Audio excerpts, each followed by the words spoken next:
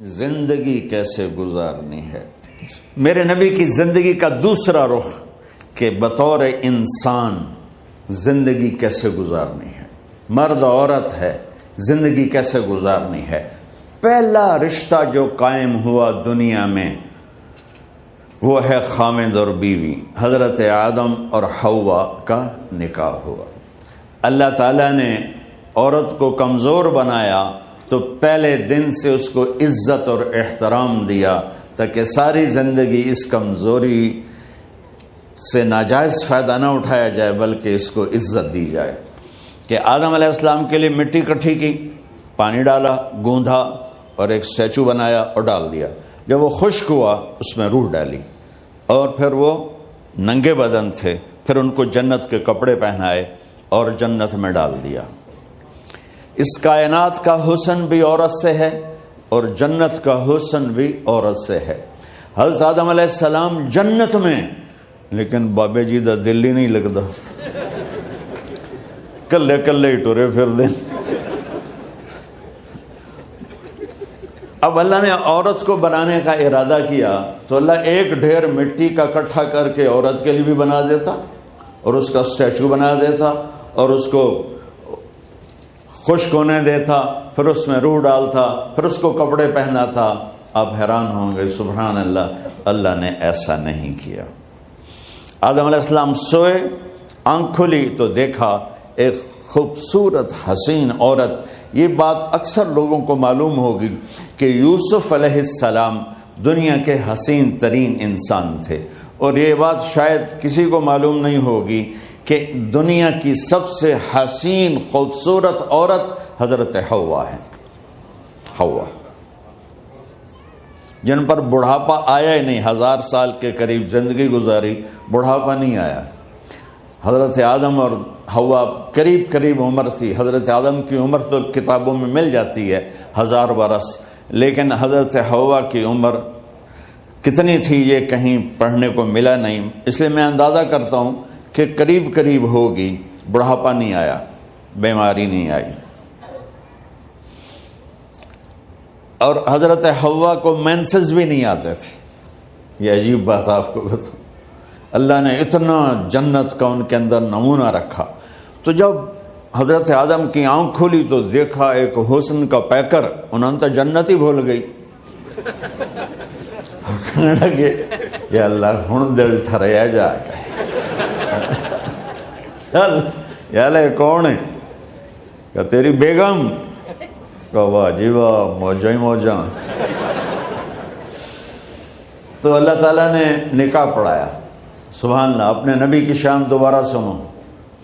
تو اللہ نے کہا آدم اپنی بیگم کا مہر ادا کرو۔ تو وہ پوچھنے لگے کیا مہر ہے؟ دیکھو ایک بات سنو، مہر کسی کی بیٹی کی قیمت نہیں ہوتی۔ $1 ہو یا $1 ٹریلین ہو، بیٹی کی کوئی قیمت نہیں ہوتی۔ یہ ایک نشان ہے کہ اس بچی پر اب یہ جو خامند ہے وہ موت تک خرچہ اس کے ذمہ ہے، بیوی کے ذمہ خرچہ نہیں ہے۔ خامند کما کے لائے گا اور اپنی بیگم کو کھلائے گا، اور بیوی گھر کی ذمہ داری نبھائے گی۔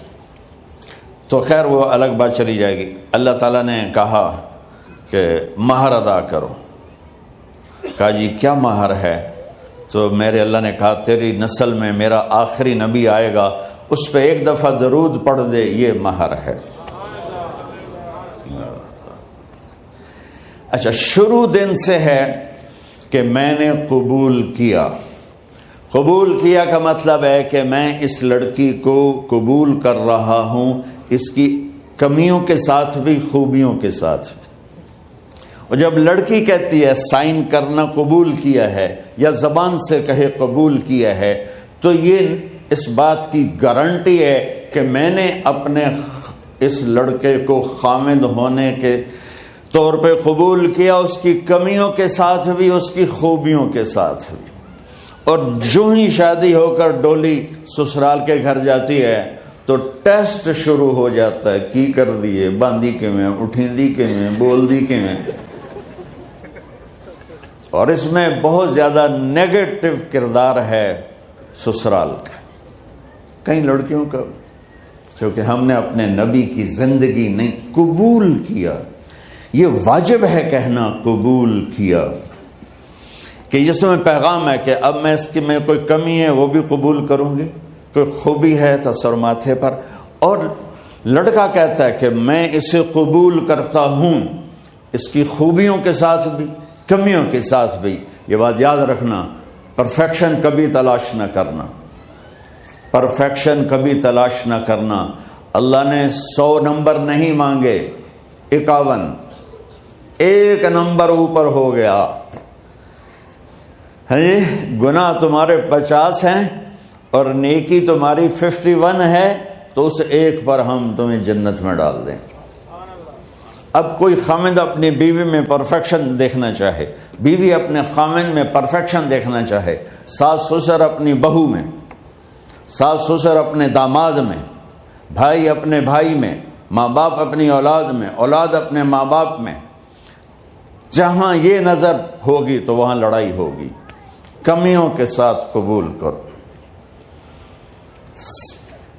قبول کا لفظ اتنا واجب ہے تو ڈر تو پھر بہ گئی نا.